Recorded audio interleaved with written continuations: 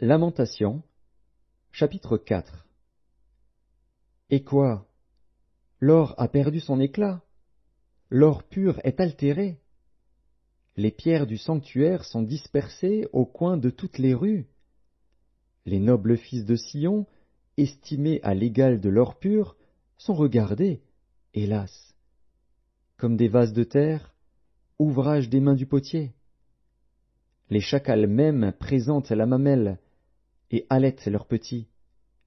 Mais la fille de mon peuple est devenue cruelle, comme les autruches du désert. La langue du nourrisson s'attache à son palais, desséchée par la soif. Les enfants demandent du pain, et personne ne leur en donne. Ceux qui se nourrissaient de mets délicats périssent dans les rues. Ceux qui étaient élevés dans la pourpre embrassent les fumiers. Le châtiment de la fille de mon peuple est plus grand que celui de Sodome, détruite en un instant, sans que personne ait porté la main sur elle. Ces princes étaient plus éclatants que la neige, plus blancs que le lait. Ils avaient le teint plus vermeil que le corail. Leur figure était comme le saphir.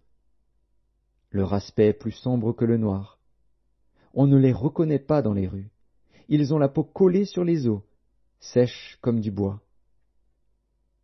Ceux qui périssent par l'épée sont plus heureux que ceux qui périssent par la faim, qui tombent exténués, privés du fruit des champs.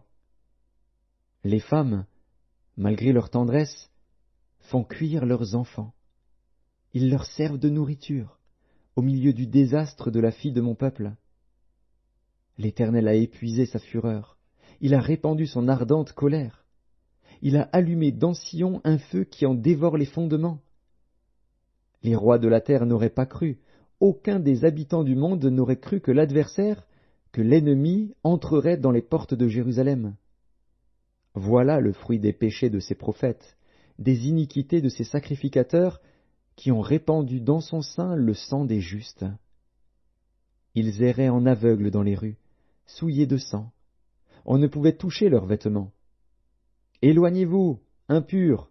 leur criait-on. « Éloignez-vous, éloignez-vous, ne nous touchez pas !» Ils sont en fuite, ils errent çà et là. On dit parmi les nations, ils n'auront plus leur demeure. L'Éternel les a dispersés dans sa colère. Il ne tourne plus les regards vers eux. On n'a eu ni respect pour les sacrificateurs, ni pitié pour les vieillards. Nos yeux se consumaient encore, et nous attendions vainement du secours.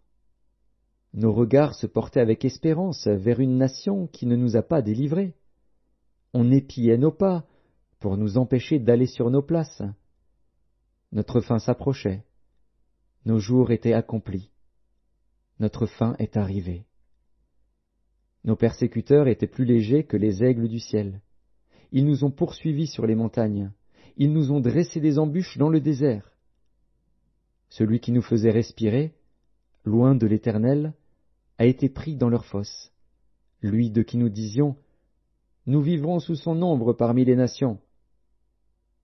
Réjouis-toi, tressaille d'allégresse, fille d'Édom, habitante du pays d'Utz.